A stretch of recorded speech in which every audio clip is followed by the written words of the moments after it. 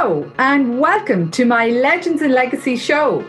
I am Breda McKeag. I have always been fascinated by inspirational people around the world, and now I am able to bring them directly to you. So listen, learn and get inspired.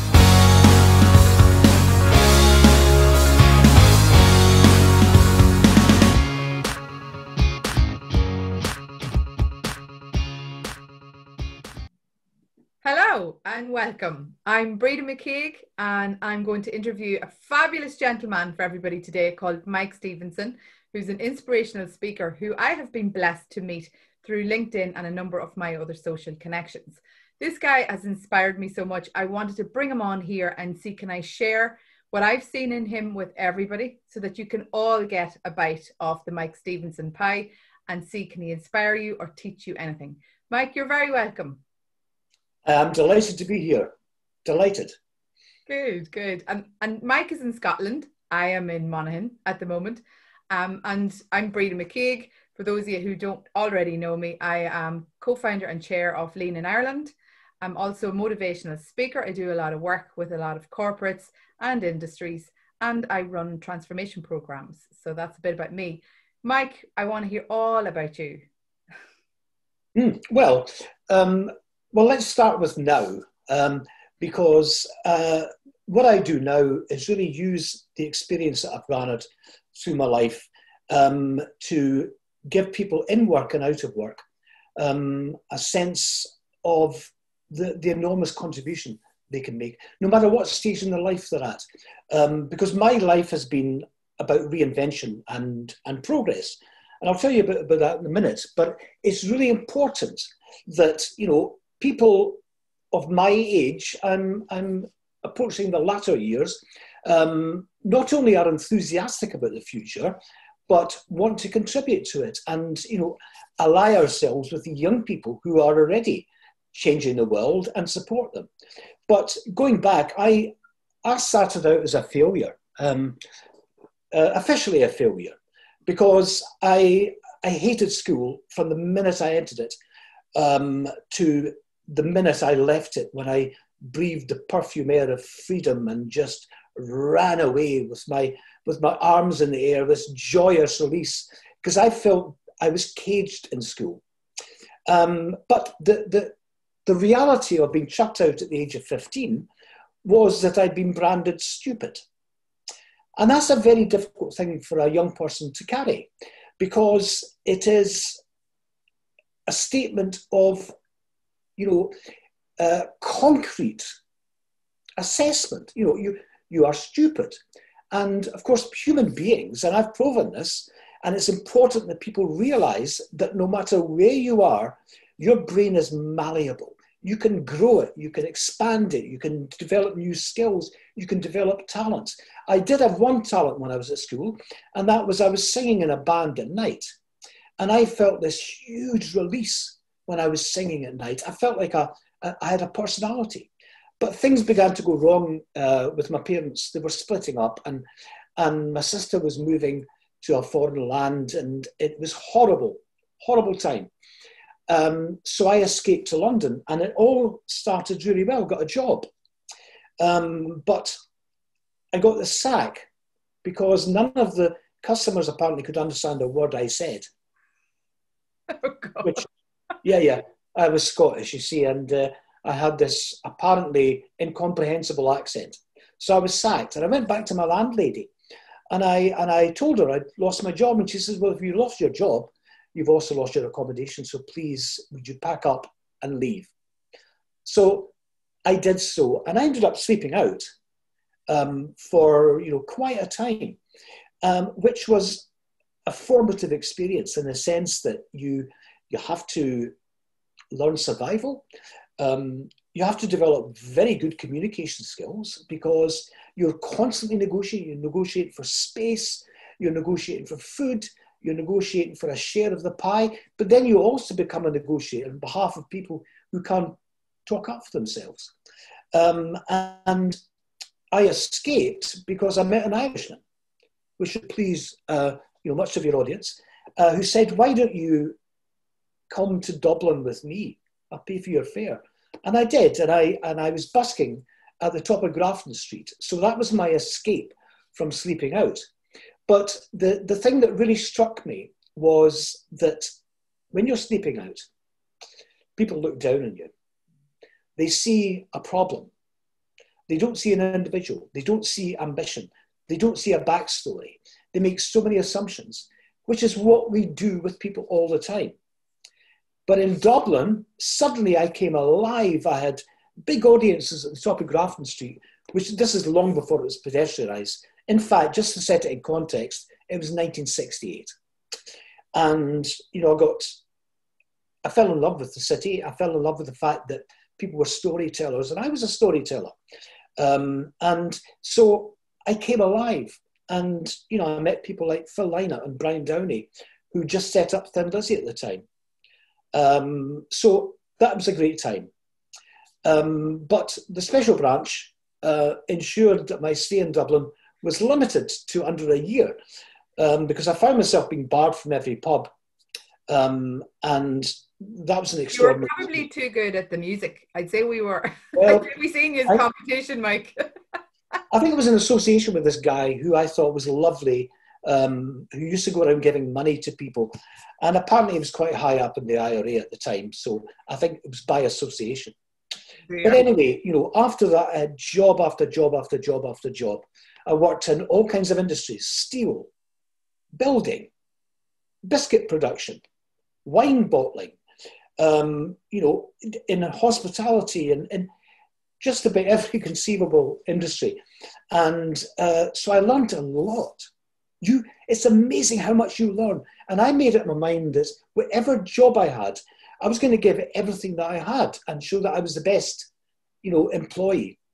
And then I became the worst employee, because as you learn about what's wrong with leadership, when you learn that, for example, in the steelworks, I asked, what is it we're actually making?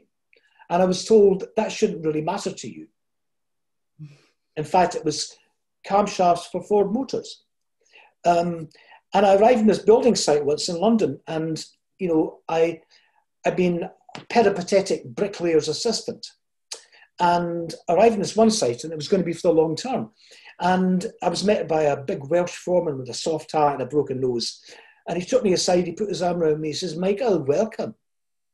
And he said, "Before you start, I want to show you something." He showed me the plans for the building, and he said, "You're building a palace." Oh. And that was the first time I ever felt, you know, a sense of the big picture, that I was a part of a team, that I was producing something that was going to be of benefit to people.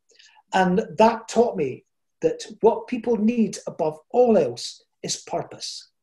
But they also need to be creative, because this guy accepted ideas from everyone. And it wasn't to contradict the architect.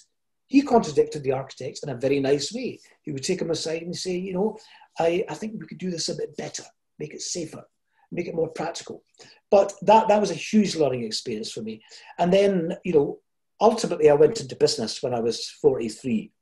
And, you know, I took all my learning, not only in terms of how to lead, but also how to deal with clients. And we were a marketing business. So I knew how to engage the client, and I knew how to engage the client's own staff, which was something I added in as a kind of, you know, added value extra.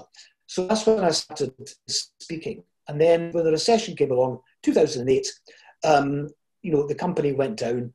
It was impossible to retain it, and I tried to keep it going. And then I started the speaking and the training. You know, I've got something to bring that can help you to, you know, make your organization not just great, but extraordinary. And it's all about your people, because most people in the workplace are kind of removed. It's like our societies, we've got so many people removed from the body of the economy. It's daft. It's daft. That's not good economics. So that's why I do what I do. And I've been through lots of ups and downs. I've learned not only how to survive, but to thrive when you're down. And I taught myself this mantra when I was 16, sleeping out. You know, you are either going to go down or you're going to go up. And down was death. Let's be honest. I had people around me dying of drug overdoses, hypothermia. I had a friend, a very close friend, murdered. And the up was where I wanted to go.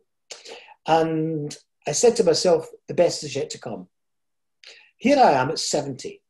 The best is still yet to come. I've got all this energy. And, you know, if you grow and you keep allowing yourself to learn and expand and be challenged, then you develop wisdom. And wisdom is only of any purpose if you're able to extend it to other people and inspire them to achieve things that they never believed they could achieve. Well, I love that, because I see such a difference in people who are teaching management layers about leadership.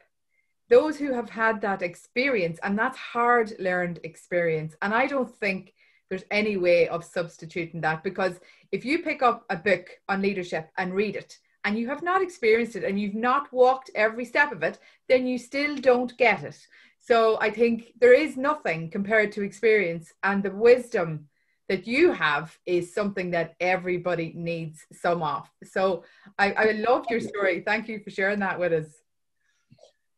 I have questions for you now, and you and I had a chat before we did this, and you mentioned nirvana that lies ahead of us, and I want you to tell everybody a bit more about what you see that nirvana looking like ahead of us right now.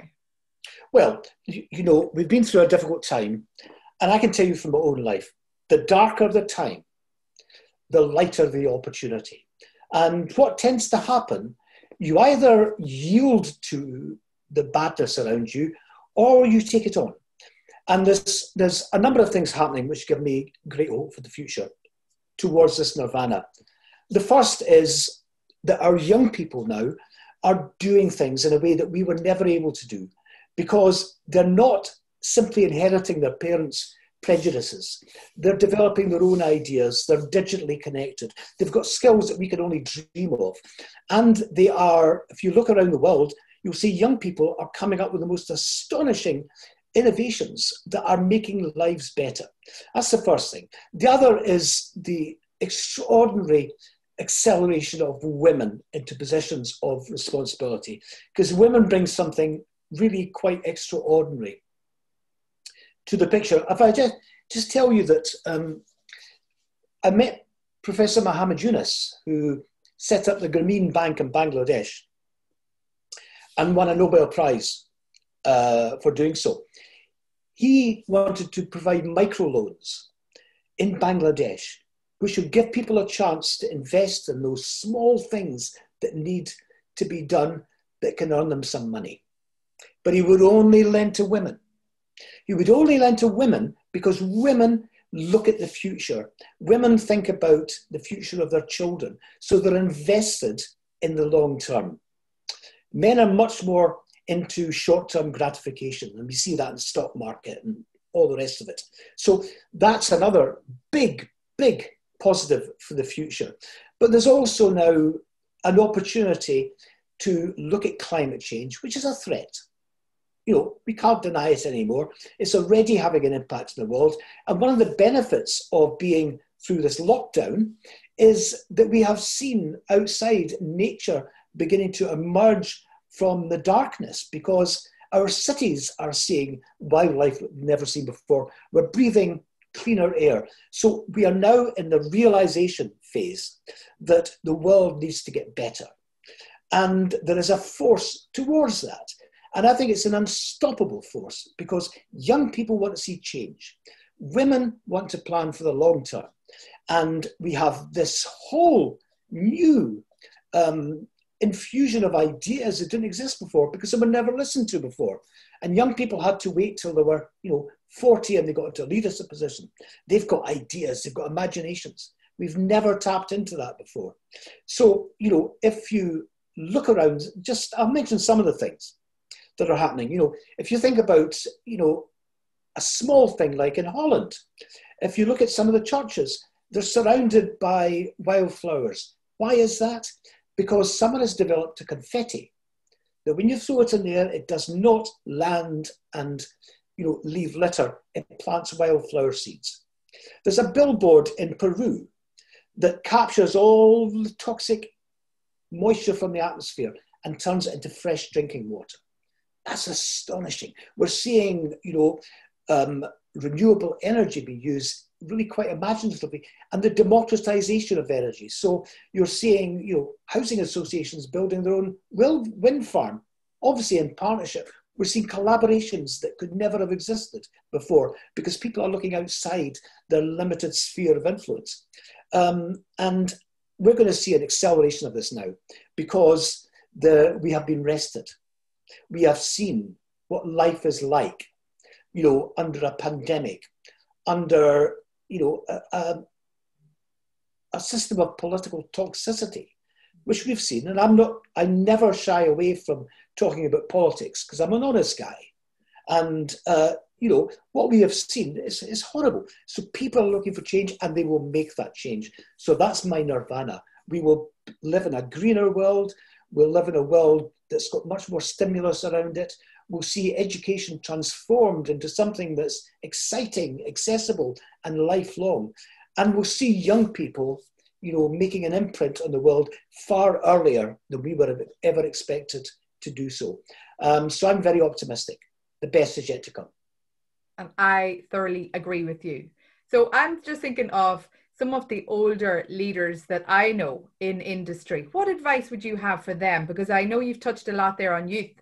And I'm not quite sure that a lot of older leaders see the value in the youth or know how to capture it and extract it and encourage those young people with all those ideas to actually put them to use for them in their industries. Well, I learned this a long time ago. I brought children in to look at what my company could do that was better. And they bring ideas. But a lot of very clever industries now are bringing children in to inform the future. For example, I think Stagecoach in Scotland, which also does the school buses in America. I mean, it's a successful company. But they brought in children to experience bus travel and say, what are you looking for in the future? What will bus travel look like to you? And children came up with the most extraordinary ideas. So it is daft not to ask the future generation because they see the world in a totally different way. And if we don't keep step with that and actually don't absorb their extraordinary ideas, we lose something. I did a campaign when I was in business for a part of Scotland. Scotland was looking at alcohol as a major killer. It's a major threat, because it's misuse and it was becoming cheaper and cheaper and cheaper and cheaper and more accessible. So it was causing a lot of damage. And of course, the costs, the health service, the police and the courts and all the services as a result of alcohol were escalating. So I did it with primary school children. And I asked them, when their parents or an adult drinks, what it means to them. I wasn't asking them to make judgments. So they came up with this campaign. And the campaign was do more, drink less. In other words, the world is full of activities that you could be doing instead of drinking. But another one that really struck me was when you drink, it means broken promises. So we use that in the campaign. And the adults, the parents, the uncles and the aunts were astonished by this because they'd never realized that if you say to your child on a Monday morning, we'll go to the zoo on Saturday morning and it'll be great fun and you'll see the pandas. And then on Saturday morning, they say, oh, sorry, darling, I've got a hangover. We'll put it off to another day. The impact that has on children. So children see the world without the filters that we have. And they're very inventive. And, I'm talking about small children. When you get to university students now, people in their teen years, and you ask them to redesign their city, for example, I've done it, so I know. They're designing the city that we should be living in now. And because they have the knowledge, they have the experience, they recognize that, a city needs to involve its young people. So it is a folly not to learn from young people all the time. And if you don't go out into schools, which I did, then bring them into your company because they have ideas you will never have thought about. For example, we now have stand-up desks that you can lower and raise. Someone told me that 12 years ago. It was a child of 9. Why don't you have desks that move up and down so that you don't sit down all day because it's bad for your posture? You know, and now we have it. So there you are. There are extraordinary innovations around the world at the moment. Many of these are coming from young people.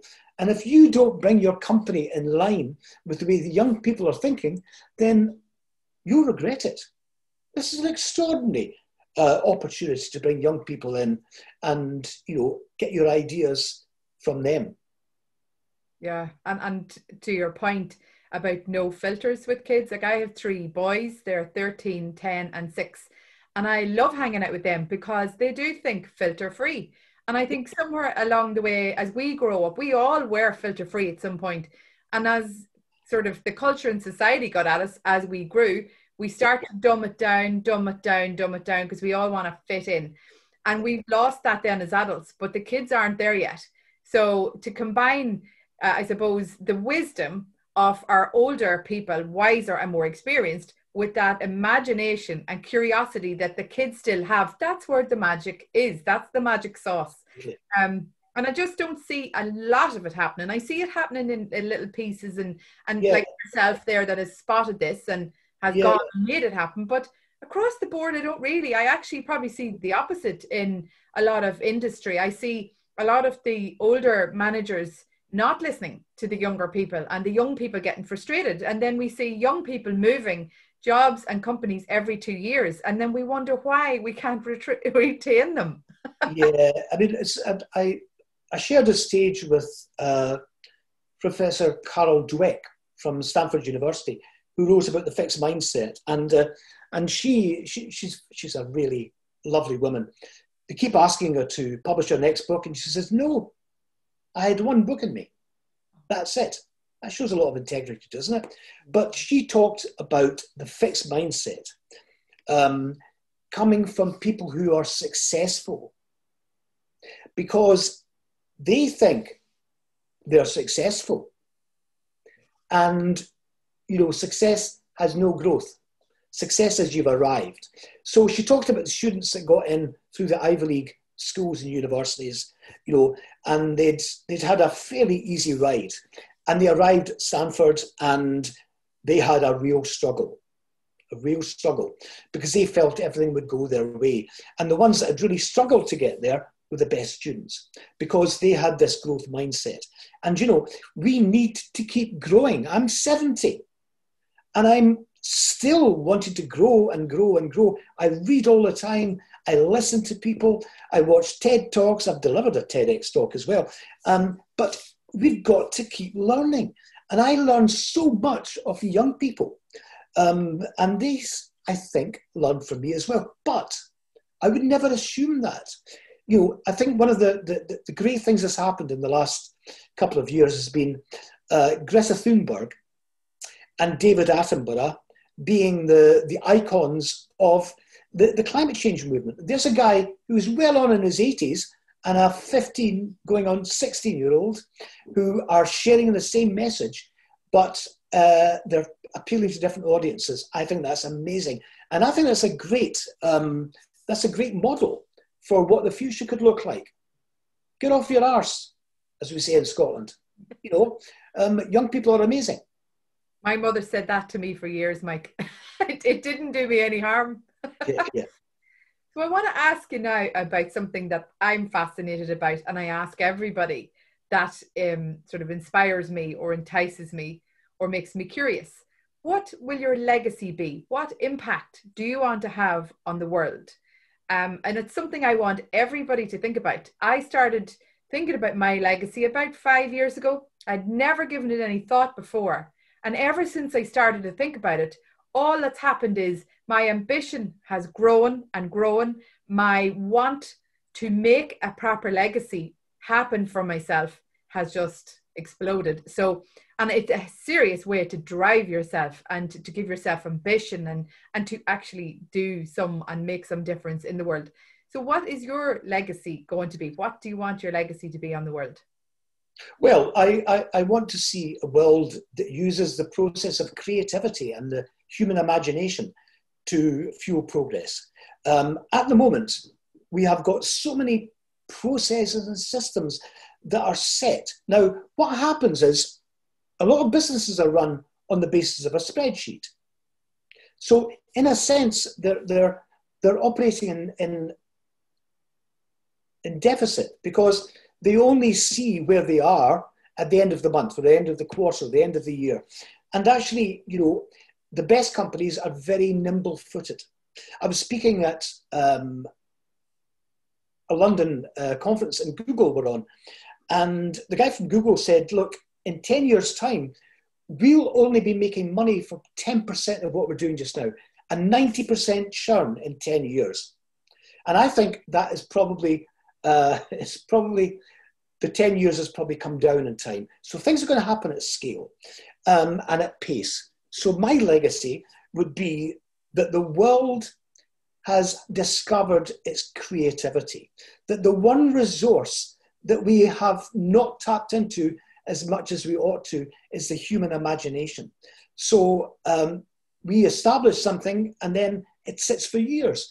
I'm a bit of an iconoclast. You know, I will challenge things that don't work. Don't work for the environment, don't work for people, and make profit by doing something that isn't working for the planet or wider society. And so my legacy would be, I've already said, a Scotland that leads the world because it approaches challenges with a creative, open mind. Wow. You're the first man has thought that out as well as that now. Well, just on legacies, my legacy is going to be what impact I can make on young women. Because when I was 16, I needed inspiration and I couldn't find it where I was. And I always have been looking for inspiration, and I just find inspirational people have such an impact on me. And I want to be that impact for 16-year-old girls. I mentioned Lean In earlier. I co-founded the Lean In Ireland organization, which is an organization in the States that was founded by Sheryl Sandberg. And she just decided that she wanted to empower women all over the world. And she set up a program to do that. And now look, like I'm in Monaghan doing that in Ireland. So it's so contagious. This energy just starts to build. And I want to do something like that at some point for young girls, because that 16-year-old Breda really needed what she got through her adulthood, because she went looking for it and the internet made that, you know, happen for her. But a lot of 16-year-old girls are not using maybe the internet for that reason. They're not getting inspired. They're using it to compare themselves, and it's doing them a lot of damage. And then we've got a lot of hate stuff going on. And I just want to get to those girls to teach them how to do it differently and to speed up and accelerate their path to success rather than having to go through all of the trenches that I had to go through. So that's my legacy. Yeah. So just pick up on that, because the bar is set low by the media at the moment, and the media does a lot of damage to young women and young men. But the kind of Love Island dream, you know, that things can be turned around overnight, that you suddenly become an instant star. And we've seen people who become instant celebrities who, when they're chucked out, when they're rejected, when they reach the end of their useful life, they're left bereft with nothing. And it's not, you know, if you have grown your own personality, and your own personality is really important, because we don't want everyone to be the same fawning, you know, yawning, pouting, lipsticked image, because you are unique. You are unique. And it is your uniqueness that people are drawn to. If you think of Lady Gaga, I think she's a great example. She doesn't fit any of the easy, you know, packages that the industry's set up. She's extraordinarily talented, and she was bullied relentlessly at school, but she wasn't afraid to be an individual. And it is being the individual you, the authentic you, that really marks you out. And it takes courage. But the rewards are huge, because if you're not trying to fit in with what other people are doing, then you have got something to offer the world. And there's a beauty about you. There's a beauty about someone who is not afraid of being different, of being unique. You think about it. Throughout history, it is people that have just said, I am me. This is what I am. This is what I believe in. This is what I want to achieve. They're magnets to people. Yeah, I would say you're totally right. And I think we see so much sort of glossed up versions of people that when we see something authentic, it takes us by surprise, I think, at this stage, because people being themselves and being their real you is actually quite rare these days, which is sad, but it has a massive impact. When you're just you and you go filter free, and you've lost all the fear of what will people think, I think that's much more valuable to the world than the glossed versions that are manufactured. About the 16-year-old girls, if I met my 16-year-old self now, I would tell her to believe in her own magic. Because I knew back then I had loads to give. I had bundles of energy. I was mad looking for inspiration and couldn't find it anywhere. And if I look back now, that 16-year-old Breda has done all of those things that had sort of become fleeting thoughts in the back of her mind. And I've made a lot of that happen and more. So what would you say to your 16-year-old self now? Well, I mean, in a sense, I have achieved much more than I ever have dreamt of at 16. I've realized I'm not stupid. I've realized that I can make a contribution economically, and in terms of the mood around me, and in terms of business and organizational development. So I would say, my God, you've got so much talent. You just don't know it yet. You've got so much to give. You don't know it. And forget all those people that call you stupid, or you're not going to go anywhere, or you're worthless, or as my head teacher said, yeah, there might be some place for you in industry. As if that was an insult. Industry was driving the British economy. And yet the only kind of thing to aspire to was to be a professional in law or medicine. And, you know, how limited is that? So, you know, you don't know what you're capable of. Don't be afraid to allow it to develop. Because if you close it down, which a lot of us do, I can't do that, it'll never work. I wasn't born, you know, I was born in this area and we never get to do anything. Stop saying that. Start saying to yourself, I can do anything. I have got this huge resource that I haven't yet discovered. Yeah, absolutely. And I would say that applies to every one of us at any age. You know, so you choose your mindset. It doesn't matter what age or stage you're at. Yeah. It's all within your control. You've got to decide to believe in your own magic and back yourself. And anything can happen at any stage in your life. Absolutely. I made an advert for a very well-known financial services company just before lockdown. I think it will come out in February, March, April, May, August, who knows.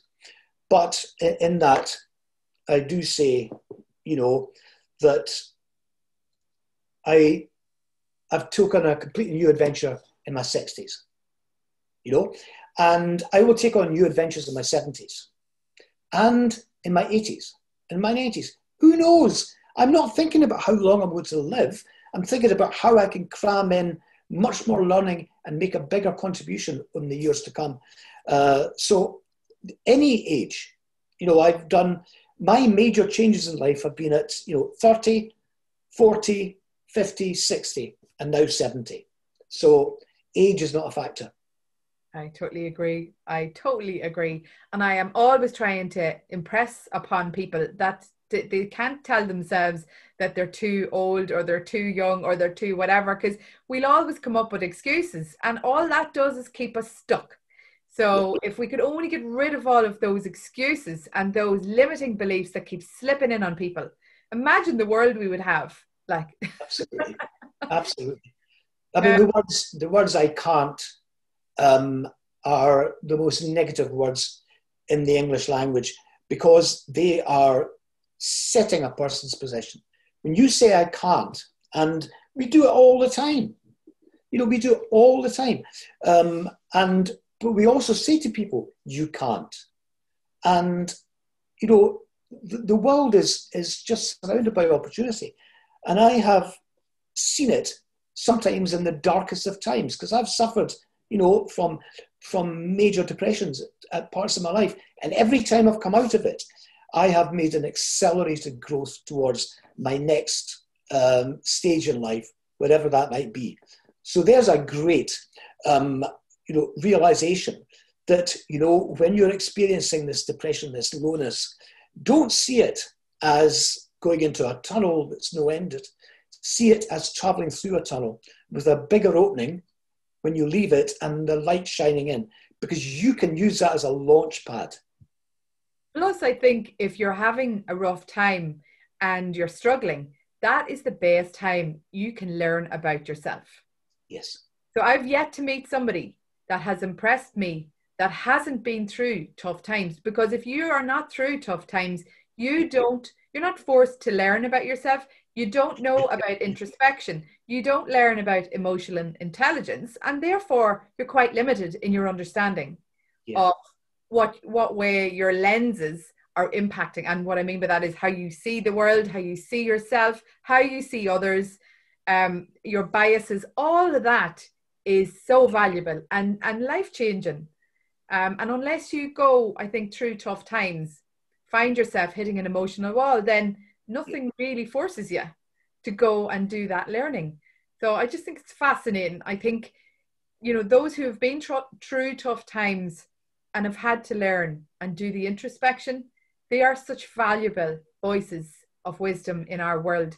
And we need to be watching and learning from them big time, because it's my mantra, Mike, that everyone you meet can have something that can teach you.